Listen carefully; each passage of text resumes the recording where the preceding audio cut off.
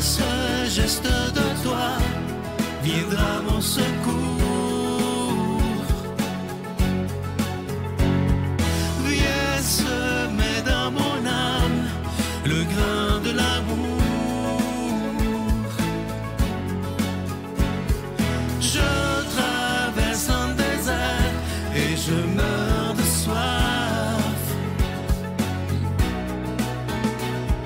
Montre-moi le mystère qui garde la foi. Bonjour, bienvenue à votre émission La Victoire de l'amour en ce dernier jour de l'année, 31 décembre 2024. J'espère que vous vous portez bien chez vous. On rejoint tout de suite pour sa chronique Luc Faneuf et à l'homélie, ce sera l'abbé Emmanuel Zettino.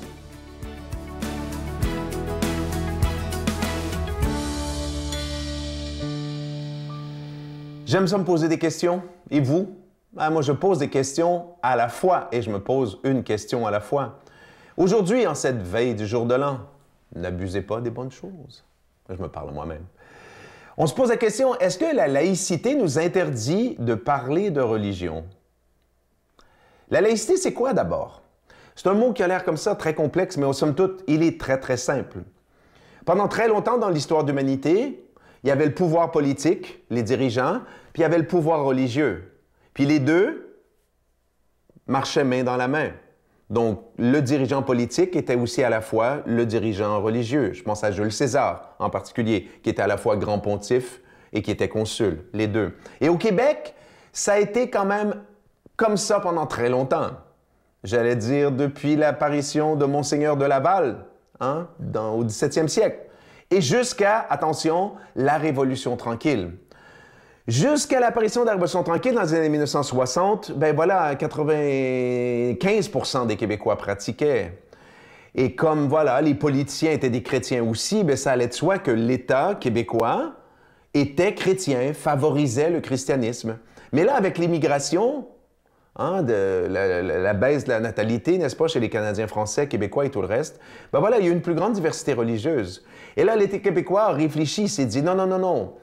On ne peut pas prendre position pour une religion, la chrétienne, puis défavoriser, par exemple, les Québécois immigrants qui sont d'autres religions. Donc, l'État doit devenir neutre, ne pas se prononcer en matière de religion. Toutes les religions égales, et c'est là la valeur essentielle. L'égalité de tous devant la loi. Peu importe ta religion, tu n'as pas des privilèges ou tu n'es pas défavorisé par rapport à la loi. Donc, c'est ça la laïcité. D'accord? Et avec la loi récente, voilà, l'État québécois demande aux gens qui travaillent pour l'État, des profs, des juges et tout le reste, de ne pas afficher dans leurs vêtements les croyances religieuses. Cela dit, est-ce que la laïcité nous interdit de parler de religion? Pourquoi est-ce que je vous pose la question? Je vous pose la question parce que ma perception, puis c'est peut-être aussi la vôtre, c'est que on dirait que dans l'ère du temps, parce qu'on dit que l'État québécois ne favorise plus le christianisme. C'est comme si c'était maintenant devenu interdit, attention, pas chez nous, entre nous, mais dans la conversation publique. Et en particulier dans les médias. Vous savez, là, je suis dans les médias, je suis avec vous, mais je suis aussi dans les médias. J'ai des amis journalistes à la radio, à la télévision et le reste.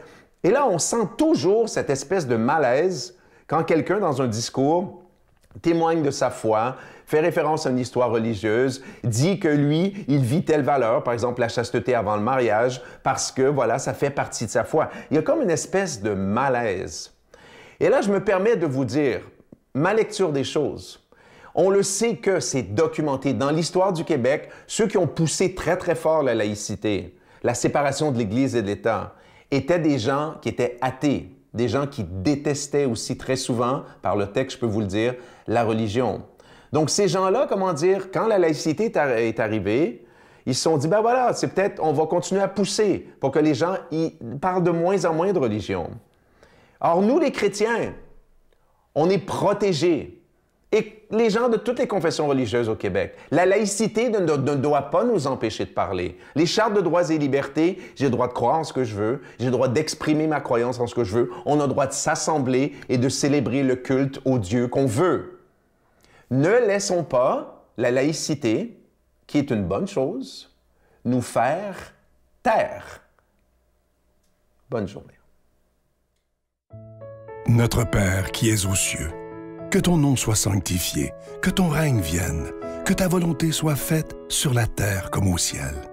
Donne-nous aujourd'hui notre pain de ce jour. Pardonne-nous nos offenses, comme nous pardonnons aussi à ceux qui nous ont offensés. Et ne nous laisse pas entrer en tentation, mais délivre-nous du mal, car c'est à toi qu'appartiennent le règne, la puissance et la gloire pour les siècles des siècles. Amen. La Victoire de l'amour vous invite à célébrer 30 ans d'amour au Centre Vidéotron de Québec, le 24 mai 2025, de 13h à 17h. Avec Mélissa Bédard, Patrick Normand, Nathalie Laure, Guylaine Tanguay et la présence exceptionnelle de Michel Thor. Témoignages et conférences avec Sœur Angèle, Dominique Bertrand, David Bernard, Christine Michaud, Martin Larocque, Claire Jacques, Victor et l'équipe de la Victoire de l'amour. Billets en vente maintenant sur lavictoiredelamour.org. Je vous rappelle ces magnifiques cadeaux pour toute la période des fêtes. C'est le temps, je sais que vous voulez faire beaucoup de beaux cadeaux. Et pourquoi pas des cadeaux qui ont un beau sens, qui aident les gens et qui, en même temps, aident la Victoire de l'amour. Je commence avec cette belle carte de Marie qui est en acier inoxydable. Regardez la qualité et la beauté de cette carte. C'est la même chose que la carte de Jésus, mais c'est avec le beau visage de Marie. Il y a évidemment qui est toujours disponible cette belle carte de Jésus que vous avez tellement, mais tellement aimé. Il y a le cadeau que je vous ai présenté au Téléthon, qui était le cadeau de novembre. Il est toujours disponible. Ce beau bracelet qui est en pierre volcanique. Vous aviez eu le noir l'année dernière que vous avez tellement aimé. Cette année, on a le blanc, qui est en pierre volcanique blanche, orné d'une petite croix en acier inoxydable. Et le pendentif du mois de décembre, le pendentif de la croix de l'Espérance, et c'est en acier inoxydable, orné de petits zircons. Et tous ces bijoux sont déjà, toutes ces cartes sont déjà bénies. Merci de tout cœur de ce que vous faites pour la Victoire de l'amour. Et voici comment vous procurer ces cadeaux. Par la poste à la Victoire de l'amour, casier postal 120, succursale Boucherville à Boucherville, le J4B 5E6, ou par téléphone, par carte de crédit, du lundi au jeudi, de 8h à 17h, au 514-523-4433, ou à notre numéro sans frais, le 1-888-811-9291. Également sur notre site Internet, le www.lavictoiredelamour.org. Avec votre don, vous recevrez aussi un reçu pour fin d'impôt. Merci de donner des mains à la Providence. Merci d'investir dans votre foi.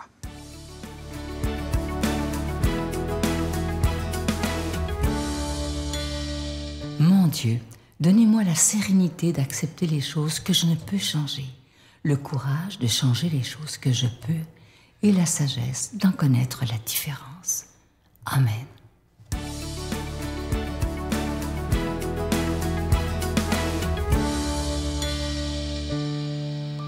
Que l'amour de Dieu soit avec vous. Alors aujourd'hui, 31 décembre, nous méditons l'Évangile de Saint Jean.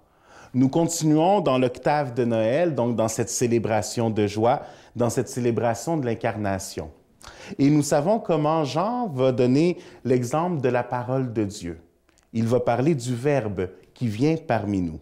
Alors je me permets de vous lire quelques versets pour nous aider à voir en ce 31 décembre comment nous entrons déjà dans une nouvelle année. On nous dit du Verbe de la parole, donc du Seigneur, qu'il était au commencement auprès de Dieu. On nous dit que par lui, tout s'est fait, et rien de ce qui s'est fait ne s'est fait sans lui. En lui était la vie, et la vie était la lumière des hommes. La lumière brille dans les ténèbres, et les ténèbres ne l'ont pas arrêtée. Je pense que ce texte nous aide à voir comment est-ce qu'en cette journée, on peut jeter un regard sur cette année qui vient de passer déjà. Alors oui, elle peut être remplie de nostalgie. Il peut y avoir des moments qu'on n'était pas préparé à vivre. La vie peut nous avoir surpris de bien des façons.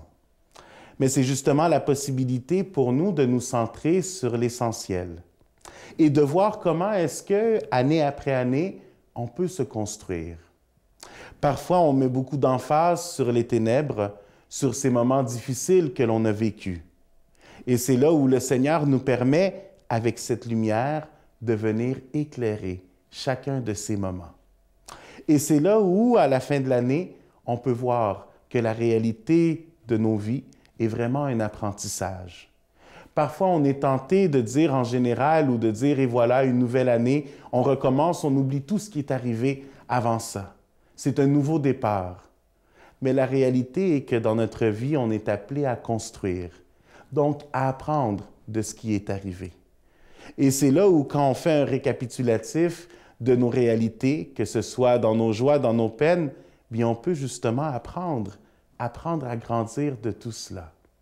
Un cœur qui s'est laissé transformer ou qui s'est fait forger pour nous aider à avancer dans la lumière du Seigneur. Pourquoi? Parce que la lumière est toujours plus forte. C'est ce que nous dit l'Évangile de Jean. Donc, malgré les ténèbres vécues, malgré les ténèbres que l'on veut parfois laisser dans nos vies, le Seigneur nous apprend à laisser la lumière y pénétrer. Et c'est là où on est capable de pouvoir apprendre de ces moments de séparation, de détresse, de deuil, de douleur, pour pouvoir avancer dans cette nouvelle année qui commence d'un point différent, d'un point où la lumière du Seigneur vient déjà éclairer cette nouvelle année. C'est l'occasion également de pouvoir revoir des relations que nous avons vécues, des amitiés que nous avons à continuer à construire, des amitiés ou des relations familiales qui peut-être ont été blessées et ont besoin de réconciliation. Être capable de laisser la lumière habiter nos ténèbres, c'est aller au-delà de soi-même, pour pouvoir voir que le pardon est capable de nous guérir, pour voir que la réconciliation est vraiment ce message du Seigneur qui nous aide à nous laisser transformer, pour pouvoir voir l'autre comme un frère, comme une sœur. C'est être capable de sortir de son propre égoïsme pour pouvoir aller vers l'autre et pour pouvoir également se laisser visiter par l'autre.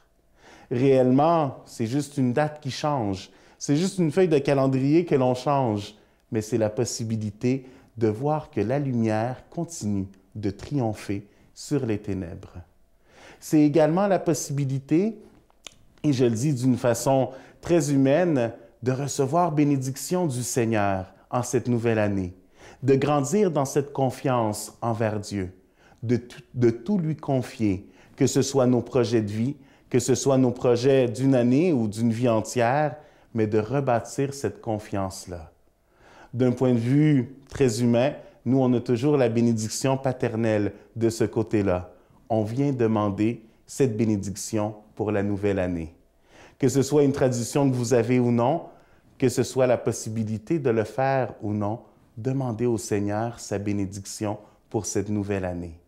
Possibilité d'aller à la messe, possibilité de prendre un temps de prière, que ce soit à la maison, demandez cette bénédiction.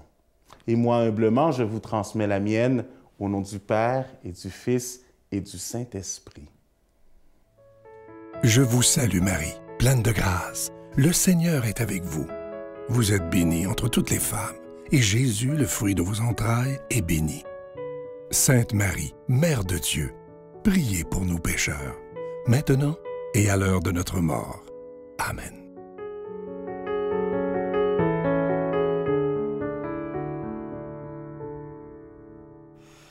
Mes chers amis, en ce dernier jour de l'année 2024, je vous souhaite une belle journée. La plus belle de 2024, pourquoi pas? Et si vous avez une veillée entre amis ou en famille ce soir, soyez prudents, soyez sages, soyez dans la joie et rappelons-nous de mettre l'amour à la première place, peu importe ce qui nous arrive. Et si vous êtes seul pour ce dernier jour de l'année, je demande au Seigneur de vous réconforter, d'être présent là avec vous, de vous manifester sa joie, sa lumière, sa paix. Bonne journée. Ah, j'ai pleuré parce que j'ai dit, je peux pas croire que je viens d'enterrer ma mère puis que j'embarque dans la maladie avec mon conjoint. Blanc l'innocent, le sang du poète qui en chantant invente l'amour pour que la vie s'habille de fête et que la nuit se change en jour, jour d'une vie où l'aube se lève pour réveiller la fille aux yeux lourds.